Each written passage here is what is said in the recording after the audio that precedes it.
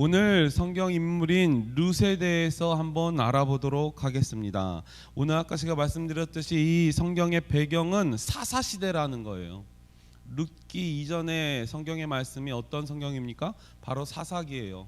사사기, 룻기, 그 다음에 사무엘상으로 나아갑니다. 사무엘서로 나아가는데 사무엘은 무엇입니까? 사사시대 때에는 왕이 없었어요. 제 소견에 옳은 대로 그들이 행하고 나아갔어요. 그래서 그들이 무엇을 요구합니까? 사람 왕을 요구한다는 거예요. 그래서 사무엘을 통하여서 첫 왕인 사울이 세워지게 된다는 거예요. 그런데 이 사사기 시대의 마지막으로 등장하고 있는 이 룻기가 왜 룻기가 등장해서 이 타이밍에 기록되었을까요? 그 정답을 오늘 한번 알아보길 원합니다. 오늘 사사시대의 인물로서 사무엘서에 들어가기 바로 이전에 왕정시대를 열기 위한 성경이라 볼 수 있다는 거예요.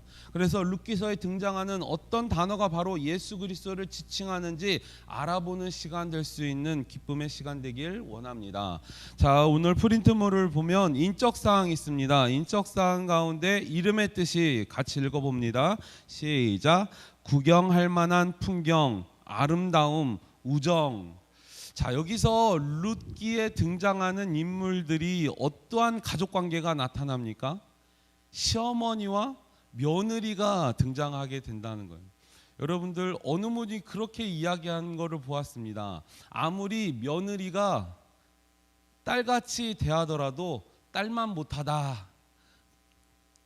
왜 웃으시나요? 틀린 말인가요? 그렇더라고요. 아무리 정말 딸같이 며느리가 한다 하더라도 며느리가 그 시어머니 집에 와서 편히 누워서 쉴 수 있습니까? 딸은 안 그래요. 딸은 안 그래요. 들어오자마자 신발 벗어 던지고 설거지도 안 하려고 하고 방에 들어 누울 수 있는 그 권리를 가진 자가 딸이라는 거예요. 그럼에도 불구하고 이 시어머니와 이 며느리의 관계, 우리의 고정관념에 박혀있는 그 관계를 오늘 룻이 깨어버립니다. 그 누구까지도, 시어머니까지도 사랑했다는 거예요. 그 사랑의 의미를 한번 보라보기를 원합니다. 자, 인적사항 두 번째, 모압 여인이며 모압 처녀라 이야기하고 있습니다. 이 1장 4절엔 이렇게 이야기합니다. 이 모압 여자라는 거 등장하였는데 그들은 모압 여자 중에서 그들의 아내를 맞이하였는데 하나의 이름은 오르바요, 하나의 이름은 룻이더라. 그들이 거기에 거주한 지 10년쯤에. 자, 오늘 이 룻이란 여인은 모압 여인이었다는 거예요. 이 룻기서의 처음 시작은 그렇습니다. 어느 여인이 나오는데 그 여인이 바로 자신의 남편과 함께 아들 둘과 함께 베들레헴에서 어느 곳으로 나아가게 됩니다. 그 장소로 옮겼을 때, 모압이라는 장소로 옮겼을 때 남편도 죽고 또한 자기 아들들의 아들 두 아들이 또 죽게 된다는 거예요. 그래서 남은 자는 누굽니까? 시어머니와 며느리 둘만 남게 돼요. 그렇게 룻기서는 시작하게 된다는 겁니다. 그렇게 시작하는 1장 가운데서는 어떠한 내용이 나타나는가? 바로 룻을 구약성경에는 어떻게 말하고 있는가? 시작점인 1장은 이렇게 이야기합니다. 1장을 한 문장으로 요약하였을 때는 룻의 무엇입니까? 결단이라는 거예요. 결단. 이 결단은 마음의 다짐이라는 겁니다. 마음의 다짐. 룻이라는 여인이 마음의 다짐을 어떻게 하였는가? 자, 룻은 말론이라는 히브리인과 결혼을 하게 된다는 겁니다. 4장 10절에 또 말론의 아내 모압 여인 룻을 사서 나의 아내로 맞이하고 그 죽은 자의 기업을 그의 이름으로 세워 그의 이름이 그의 형제 중과 그곳 성문에서 끊어지지 아니하게 함은 너희가 오늘 증인이 되었느니라 하니. 오늘 본문 가운데 처음 등장하고 있는 여인은 나옴이라는 시어머니입니다. 나옴이라는 시어머니와 남편이 등장하고 또한 두 아들이 등장하는데 그들이 빈곤하여 먹을 게 없어서 모압 땅이라는 곳에 거주하게 이 자리를 이동하였을 때 그 아들 둘이 모압 여인들을, 이방 여인들을 아내로 맞이하게 된다는 거예요. 즉 히브리인이 이방 여인들을 맞이하게 된다는 거예요. 성경 가운데 율법 가운데서는 족속을 잘 따지고 또한 하나님의 백성들과 결혼을 하라 했습니다. 그럼에도 불구하고 히브리인이 모압 여인과 이방 여인과 결혼하게 되었다는 거예요. 여러분들 성경 가운데에서 성경의 인물, 여성의 인물을 들어서 성경이 기록된 성경은 딱 두 군데가 있어요. 두 성경이 있습니다. 오늘 보고 있는 룻기예요. 룻기는 제가 말씀드렸던 것처럼 바로 이방 여인이라는 거예요. 룻은 모압 여인, 즉 히브리인 남편과 이방 여인 룻이 결혼하였던 그런 내용의 배경을 싣고 있습니다. 그러면 두 번째로 성경에서 여인의 이름으로, 여자의 이름으로 성경이 기록된 성경은 무엇이 있을까요? 에스더요. 에스더는 무엇입니까? 에스더 본인은 히브리인일까요? 이방인일까요? 이방인이에요. 히브리인이에요. 히브리인. 에스더는 히브리인인데 이방 사람과의 만나서 또한 이방 사람들과 대적하는 그 모습이 에스더 가운데 기록되어져 있습니다. 자, 그러면 이 룻과 에스더의 그 본문의 배경은 정반대라는 거예요. 무슨 뜻인지 알겠죠? 바로 이방 여인 룻을 통하여 하나님의 은혜를 깨닫게 하는 자예요. 그리고 또한 에스더는 히브리인, 하나님의 족속을 통하여서, 하나님의 여인들을 통하여서 하나님의 은혜를 깨닫게 하는 성경이 에스더라는 성경이에요. 그래서 공통적인 점이 굉장히 많기도 하고 그 다른 점들은 분명히 알아야 될 거, 히브리인과 이방인의 그런 관계도 잘 알 수 있는 저와 여러분 되길 바랍니다. 오늘 룻은 이방인이었다는 거예요. 이방 사람이었다는 거예요. 그렇게 이방 사람인 룻과 그 결혼을 하게 되었다는 겁니다. 룻은 말론이라는 히브리인과 결혼을 하게 되고, 또한 10년 후에 그 말론과 그의 형제 기련이 죽게 돼요. 두 아들, 나오미의 두 아들이 죽음을 맞이하게 됩니다. 그래서 룻과 기련의 아내인 오르바는 과부가 되게 됩니다. 그 아들들이 죽었기에 아내들은 당연히 과부가 될 수밖에 없겠죠. 그런데 시어머니 나오미는 그 아들들을 죽었기 때문에 자신의 며느리들에게 자신의 고향으로 돌아가라 권합니다.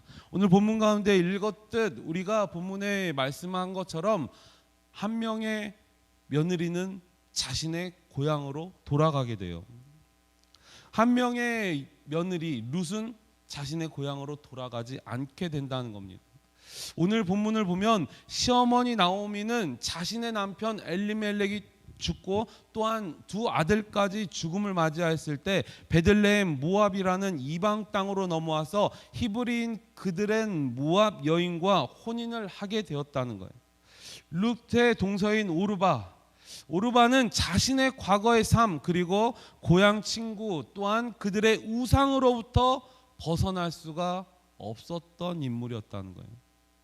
이방으로 돌아가라 하였을 때, 나오미가 돌아가도 된다 허락하였을 때 이 여인은 바로 자신의 고향이었던 모압 땅, 이방 땅으로 다시금 넘어가게 된다는 거죠. 그럼에도 불구하고 룻은 나오미와 함께하게 합니다. 그의 시어머니를 사랑하였고 또한 정성스럽게 시어머니 나오미를 모셨다는 거예요. 그리고 또한 그녀는 이미 이스라엘의 하나님을 신뢰하기 위하여 고향을 떠나오게 된다는 겁니다. 자, 1장 16절 17절을 같이 한번 읽어보겠습니다. 자, 1장 16절 17절 같이 읽습니다. 시작. 룻이 이르되 내게 어머니를 떠나며 어머니를 따르지 말고 돌아가라. 강권하지 마옵소서. 어머니께서는 가시는 곳에 나도 가고 어머니께서 머무시는 곳에서 나도 머물겠나이다. 어머니의 백성이 나의 백성이 되고 어머니의 하나님이 나의 하나님이 되시리니 어머니께서 죽으시는 곳에서 나도 죽어 거기 묻힐 것이라. 만일 내가 죽는 일 외에 어머니를 떠나면 여호와께서 내게 벌을 내리시고 더 내리시기를 원하나이다 하는지라. 아멘. 어느 며느리가 이렇게 헌신적이고 사랑하며 섬기며 모실 수 있는 며느리가 있을 거예요. 여러분들 잘 돌아보세요. 나의 아들의 며느리들 잘 보세요. 며느리들을 위해서 기도해 줘야 됩니다. 아들 위해서 기도하는 것도 당연하죠. 그럼에도 불구하고 아들 못지않게 그 며느리들을 위해서 더 기도해 주시길 바랍니다. 저희 어머니도 그러더라고요. 저희 아내랑 결혼하였을 때 정말 외동딸을 네가 데려와서 딸 같은 며느리다 막 그렇게 말씀하시면서도 심지어는 아이들이 제 무릎에 앉으니까 이 아이들을 혼내면서 다그쳐요. 야, 내 아들 힘든데 왜 내 아들 무릎에 앉냐고. 그런데 아내는 어떻겠어요? 마찬가지더라고요. 당연히 사랑하죠. 당연히 잘 좋아하고 예쁘고 그런 아름다운 며느림에도 불구하고 시자라고 붙은 그 관계는 굉장히 난해하고 굉장히 어려운 거예요. 근데 그 어려움을 오늘 룻기서를 보는 저와 여러분들은 다 무너뜨릴 수 있는 저와 여러분 되길 소망합니다.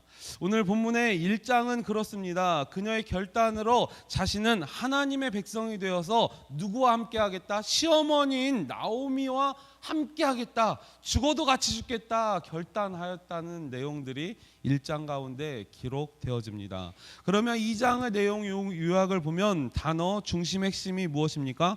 자, 이번에 롯의 무엇입니까? 섬김이라는 거예요. 섬김. 자, 2장 가운데선 롯의 섬김이 나옵니다. 롯은 젊은 과부였지만 나오미를 봉양하는 것을 큰 기쁨으로 받아들였다는 거예요.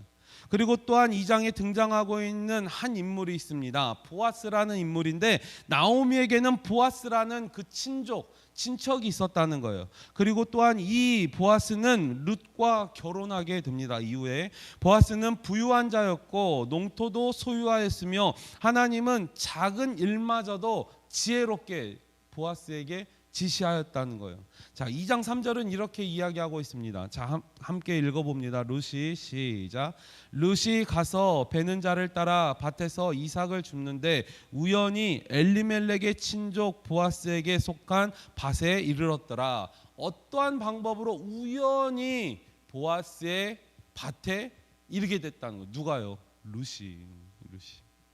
또한 보아스는 룻을 열심히 보고 곡식을 베는 자들을 따라 남은 이삭을 죽게 하였습니다. 여러분, 그 당시에는 성경에 말씀하고 있듯이 고아와 과부를 돌아보라 할 때 그 농토의 마지막 한 모퉁이, 그 모퉁이는 꼭 고아와 과부를 돌아보기 위한 이삭 줍기 위한 그런 농토로 지정을 해놓고 율법 가운데 고아와 과부를 돌아보라 한 것처럼 그들이 이삭을 줍을 수 있는 장소를 마련해 놔요.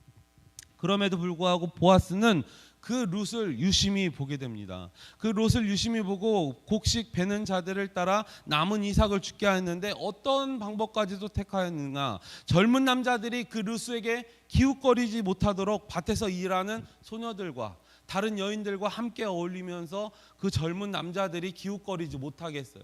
그리고 또한 사람들에게 시켜서 일부러 그 벼 이삭을 흔들어서 더 떨구라는 거예요. 왜요? 룻이 더 많이 줄 수 있도록 룻에게 배려를 하게 된다는 겁니다. 이렇게 섬김이란 그런 단어를 통하여서 보아스가 룻을 섬기고 또한 룻이 어머니를 섬기고 있는 그런 모습들을 2장 가운데서는 볼 수 있게 됩니다. 그리고 또한 3장에 들어서서는 룻의 안식을 보게 됩니다. 이 3장에서는 우리의 문화에서는 이상하게 보일 수 있으나 이 이야기는 부정하거나 불결한 사건이 아닌 것을 먼저 알 수 있게 바랍니다. 이 3장에 나타나고 있는 이 문화적인 관습들입니다. 신명기서 25장 5절에서 6절을 먼저 한번 읽어보겠습니다. 신명기 25장 5절 6절 같이 읽습니다. 시작.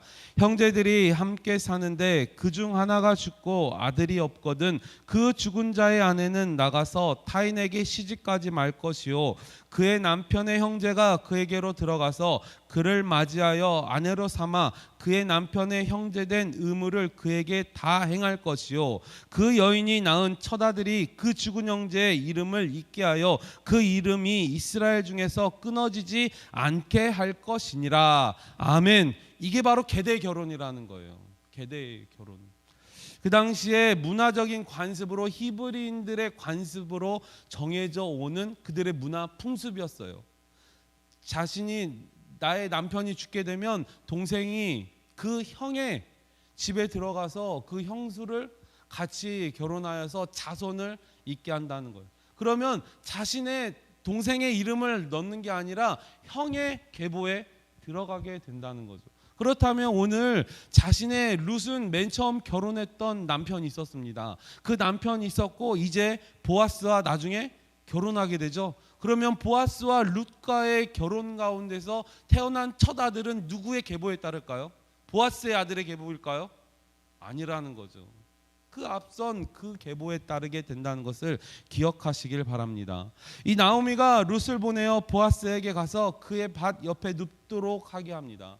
시어머니인 이 나오미가 룻에게 간청을 하고 룻에게 부탁을 해요. 이제는 너가 보아스에게 나아가서 보아스에게 너를 알릴 때가 되었다. 보아스는 우리의 친족이라는 거예요. 자신의 룻의 남편이 죽었기 때문에 친족이 그를 계대 결혼할 수 있는 그런 조건을 갖추었기 때문에 이야기를 한다는 거죠. 그래서 보아스에게 가서 그의 반 옆에 누우도록 시켰다는 거예요. 그 법은 바로 이스라엘 법에 합당한 법이라는 거예요. 그들의 문화 가운데서는 합당한 거라는, 불법이 아니라는 거죠. 그렇게 그녀의 남편 된 자로서 사랑과 은신처를 제공하기 위함으로 또한 룻을 보아스는 섬기고 또한 룻을 사랑하게 된다는 거예요.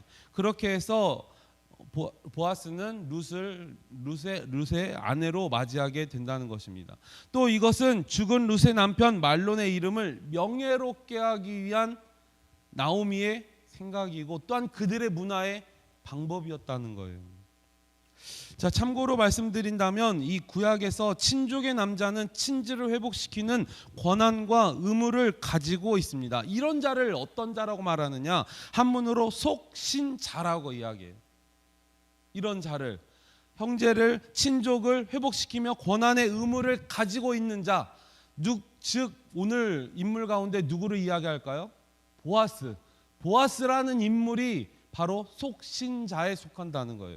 그리고 또한 이 속신자를 통하여서 그들이 결혼할 수 있는 계대 결혼의 이 문화의 간습, 이것이 바로 고엘이라는 풍습이라는 거예요. 고엘. 그 당시의 이름이고 그 당시의 풍습의 이름이 고엘이라는 풍습은 바로 지불하는 자로서의 구속자가 된다는 거. 지불하는 자, 어떠한 것을 지불하고 그것을 내가 구속한다. 자, 무엇이 떠올라야 될까요? 누가 떠올라야 될까요? 예수님이 떠올라야 됩니다.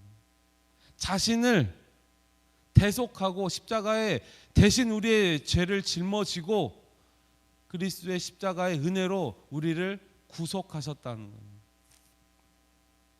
바로 이 고엘의 사건을 보면서 예수 그리스도를 떠올릴 수 있는 저와 여러분 되길 소망합니다. 그래서 이 고엘이라는 단어가 바로 지불하는 자로서의 구속자가 되는 거, 바로 누구를 말합니까? 오늘 보아스를 이야기한다는 거예요. 이 고엘이라는 단어는 구약 성경에 이스라엘 사회를 지탱하던 핵심적인 사회보장 제도예요. 어떠한 핵심적인 사회보장 제도일까요? 계보가 끊어지지 않게 하기 위함. 무슨 뜻인지 아시나요? 유대인들이 자녀를 낳기 위한 목적과 가장 크나큰 이유는 무엇인 줄 아십니까? 말씀의 유전이에요. 말씀의 계승이에요. 자기의 자손에게 말씀을 전달하는 게 바로 자손을 낳는, 자녀를 낳는 첫 번째 이유가 바로 유대인들에게는 있었습니다.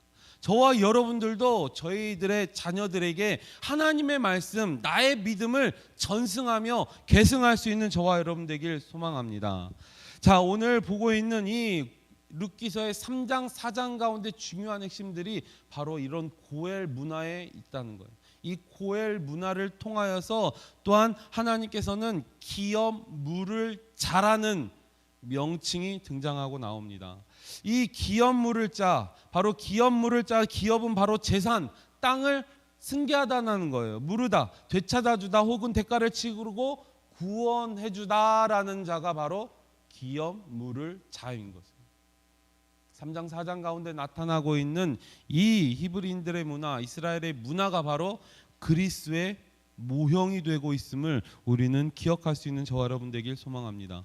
쉽게 말해서 가족 중 누군가 어려움을 처했을 때 가까운 친척이 나서서 그 짐을 대신 짊어진다는 거예요. 우리의 죄악 가운데 십자가의 은혜 가운데 그리스도가 우리의 무거운 짐을 짐진 것처럼 우리의 죄를 대신 짐지셨다는 거예요. 그럼에도 불구하고 이 시대의 율법을 바라보면 세 가지의 조건이 있습니다. 이 고엘이라는 문화의 조건 가운데서는 세 가지의 조건이 꼭 필요해요. 첫 번째는 그는 상속하려는 의도, 의식이 있어야 돼요. 율법 가운데 자발적 의지라고 이야기합니다. 아까 저희가 읽었던 레위기 25장 25절 가운데 만일 내 형제가 가난하여 그의 기업 중에서 얼마를 팔았으면 그에게 가까운 기업 물을 자가 와서 그의 형제의 판 것을 물을 것이요. 바로 율법에 기록되어져 있다는 거예요. 그리고 두 번째는 혈연 관계해야 돼요. 아까 친족이라고 말하였죠. 혈연 관계에 이어야만 기업 물을 자가 된다는 거예요. 고엘의 문화를 이어받을 수 있다는 거예요. 그는 상속하려는 권한을 가진 친족이어야 된다는 거예요.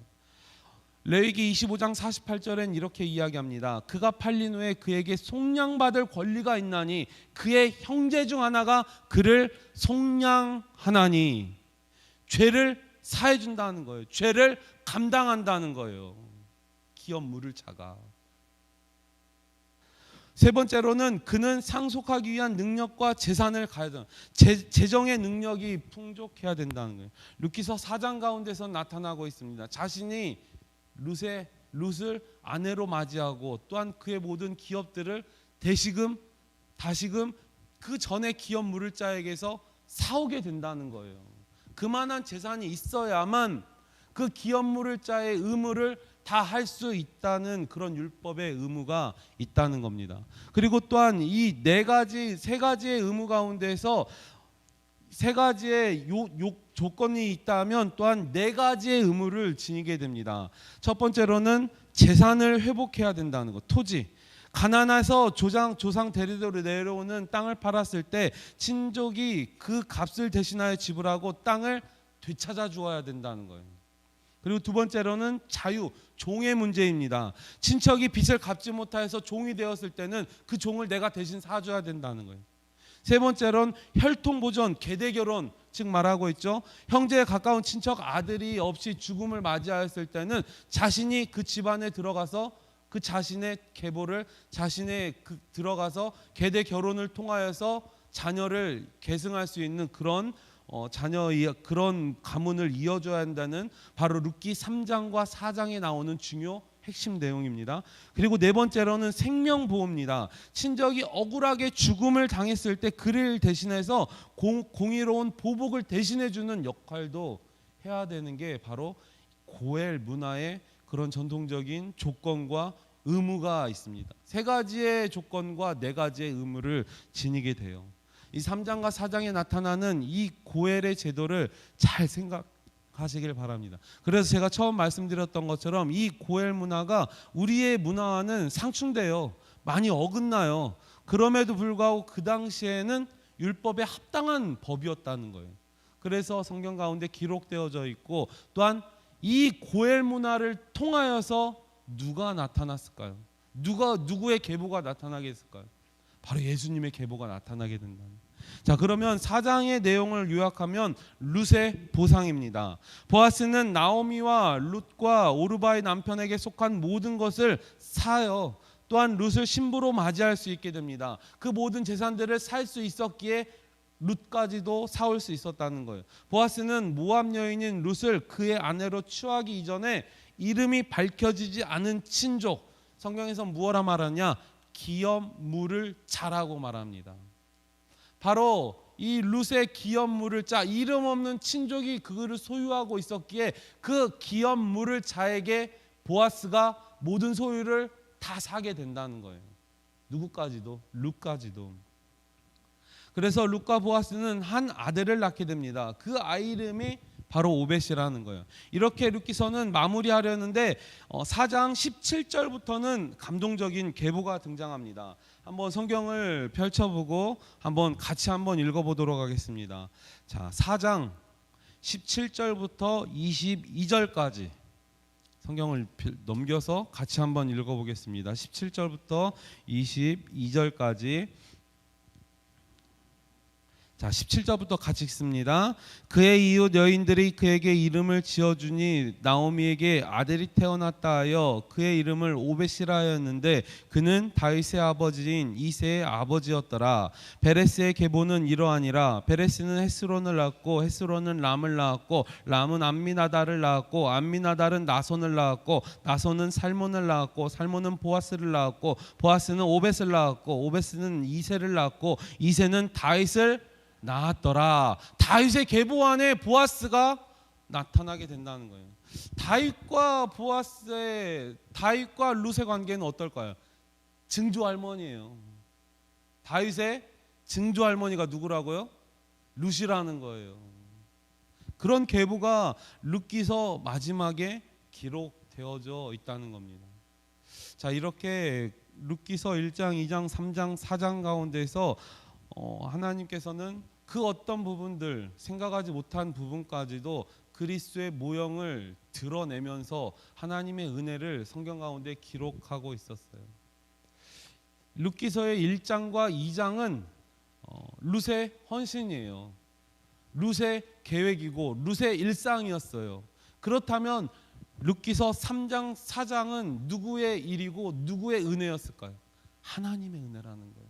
하나님의 은혜로 그 율법까지, 그 모든 법률까지, 또한 그 고엘이라는 그런 문화 제도까지 하나님께서 일일이 다 계획하시고 만들어서 누구의 계보를 만드셨다는 거예요? 예수님의 계보를 만드셨다는 거예요. 얼마나 놀라운 일입니까? 이것을 상상이나 할 수 있었을까요? 아니요, 절대 우리의 생각으로는, 우리의 짧은 지식으로는 생각하지도 못했을 것입니다. 바로 하나님의 은혜가 룻기서 3장 4장 가운데 나타나고 있다는 거예요. 그렇다면 이 룻을 신약 성경에선 무엇라 말하고 있을까요?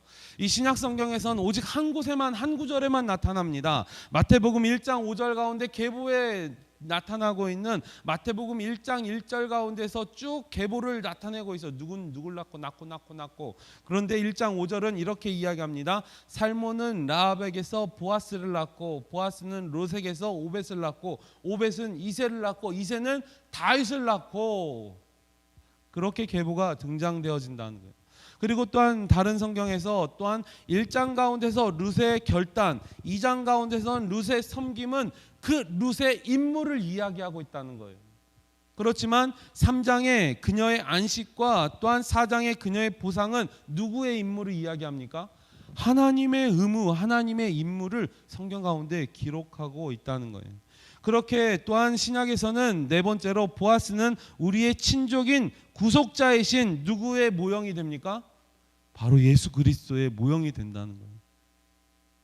그는 고엘의 요구 조건을 모두 충족시켰어요. 예수님은 오늘 히브리 문화에 정착하고 있는 그 율법 가운데 나타나고 있는 이 고엘이라는 그 문화의 조건, 율법이 네 가지 조건이 있다고 했죠. 첫 번째로 무엇이었습니까? 구속하려는, 그는 기꺼이 구속하렸다는 거예요. 그리고 두 번째로는 구속의 권리를 갖춘 친족이라는 거예요. 그리고 세 번째로는 구속하기 위한 능력을 소유하였고, 네 번째로는 또한 그 하나님께서는 그 모든 것들을 예수 그리스도의 모형으로 보아스의 모습, 또한 그런 문화까지도 다 만드신 분이 하나님이심을 성경은 기록하고 있다는 것입니다. 그렇다면 이 룻기에서 고엘이라는 말, 이 고엘의 의미는 또한 무엇을 의미하는 걸까요? 룻기에서 보아스가 고엘이 되겠다고 결단한 것은 엄청난 희생이에요. 자신이 그 기업물을 자에게서 그 모든 것을 소유하고 사겠다는 것, 룻을 아내로 맞이하기 위하여 그 모든 것들을 다 소유하기 위해서 산다는 것 자체가 희생이고 헌신이고 봉사고 사랑이라는 거예요. 룻과 결혼해서 낳은 아들이 보아스의 아들이 아니라 누구의 아들이 됩니까? 룻의 전남편 말론의 가문을 잇는 아들이 된다는 거예요. 그래서 보아스가 산 땅도 결국 그 아들에게 넘어가게 돼요. 즉 보아스는 자신의 재산과 노력을 들여 남의 가문을 세워주는 손해보는 선택을 하게 됩니다. 그럼에도 불구하고 성경에서 이야기하고 있기를 그 손해보는 선택을 바로 이네라는, 헤세드라는 단어로 성경은 기록하고 있습니다. 이 고엘이라는 헤세드, 고엘이라는 제도가 헤세드의 뼈대라면 바로 헤세드의 그 뼈대를 움직이게 하는 심장은 그리스도의 사랑임을 기억할 수 있는 저와 여러분 모두가 되길 소망합니다. 이 계대 결혼과 또한 이 고엘이라는 제도가 왜 나타났을까? 하나님의 섭리라는 것을 기억하시길 바랍니다. 이 오늘 룻기서를 통하여서 우리가 배워야 할 점은 무엇일까? 이제 이 말씀을 정리하기를 바랍니다. 이 룻기서를 통하여 우리가 배워야 할 점은 첫 번째로 하나님은 언제나 그에게 돌아오는 자들, 하나님에게 돌아오는 자들을 용납하신다는 것, 허용하시고 그들의 회복시켜 주신다는 것을 우리가 알 수 있게 된다는 거예요. 베들레헴에서 모압으로 갔을 때 그들은 그 아들들 남편이 다 죽게 돼요. 그럼에도 불구하고 다시금 모압에서 베들레헴으로 넘어오는 그들의 선택이 있었어요. 하나님의 땅으로, 하나님의 자손으로 넘어오는, 하나님을 향하여 달려나아가는 자들은 하나님은 언제든 두 팔 벌려 안아주신다는 거예요. 주 안에 있는, 바로 신약성경 가운데 계속해서 말하고 있는, 바울이 신약성경을 통하여서 계속해서 이야기하고 있는 인 크라이스트, 예수 안에 있는 자들은 하나님의 은혜 안에 거할 수 있으면 그 어떤 고난과 역경이 있다 할지라도 능히 감당할 수 있는 은혜를 허락하여 주시고, 주 안에 있는 자들은 하나님의 사랑 안에 거하고 있다는 것을 명심할 수 있는 저와 여러분 되길 소망합니다. 그리고 또한 룻을 통하여서 그 어떤 관계, 시어머니와 며느리인 관계, 우리는 그 누구까지도, 이 나오미가 누굽니까? 시어머니라는 거예요. 시어머니, 이 어떠한 관계까지도 사랑해야 돼요. 그 어떤 사람이 나를 욕하고 그 어떤 사람이 나의 관계를 어렵게 하고 물질적인 어려움 또한 육체적인 어려움을 가한다 할지라도 그 누구까지도 사랑할 수 있는 저와 여러분 모두가 되길 소망합니다. 그리고 세 번째로, 오늘 이 룻기서를 통하여서 어떠한 단어가 떠올려야 된다고 얘기했습니까? 예수님. 예수님이 무엇라 말하고 있습니까? 룻기서 4장에 이야기하고 있는 기업 물을 자, 기억하시길 바랍니다. 이 룻기서의 가장 중요한 핵심 단어이기도 해요. 기업 물을 자. 어느 목사님은 이 기업 물을 자라는 단어로 논문을 이렇게 쓴 걸 제가 한번 본 적이 있습니다. 제가 아는 목사님인데, 이 기업 물을 자를 통하여서 하나님의 은혜가 펼쳐나가고 있다는 거예요. 이 기업 물을 자인 그 예수님을 통하여 저와 여러분들이 하나님의 은혜 안에 거하고 있다는 확실한 증거들이 다 기록되어져 있다는 거예요. 누구를 통하여서? 기업 물을 자를 통하여서. 바로 저와 여러분들은 기업 물을 자인 예수 그리스도 안에 거할 수 있는 저와 여러분 모두가 되시길 간절히 소망합니다. 특별히 저희들 사순절의 기간을 지나고 있습니다. 사순절은 십자가의 고난, 이 부활절 이전의 40일을 또한 예수 그리스도의 십자가의 고난을 기념하고 기억하고 예수 그리스도의 십자가의 고난을 묵상하며 그리스도를 더욱더 가까이 다가가는 기간임을 기억하시길 바랍니다. 십자가의 고난, 그 누구를 위한 게 아니에요. 바로 나를 위한 하나님의 선택이었어요. 누구를 위한 선택입니까? 나를 위한 선택. 하나님께서 선택한 저와 여러분들을 위한 그 하나님의 인애의 사랑, 헤세드의 사랑이 바로 오늘 기업 물을 자 안에 있음을 기억할 수 있는 저와 여러분 모두가 되길 간절히 소망합니다. 그렇게 오늘 기업 물을 자를 더욱더 바라보면서 예수 그리스도를 더욱더 떠올리면서 십자가의 은혜 가운데 항상 그 누구도 그 어느 부분까지도 사랑하며 용서하며 이해할 수 있는 저와 여러분 모두가 되길 소망합니다. 오늘 성경 인물인 누구처럼요? 룻처럼 믿음으로 나아가는 저와 여러분 되길 소망합니다.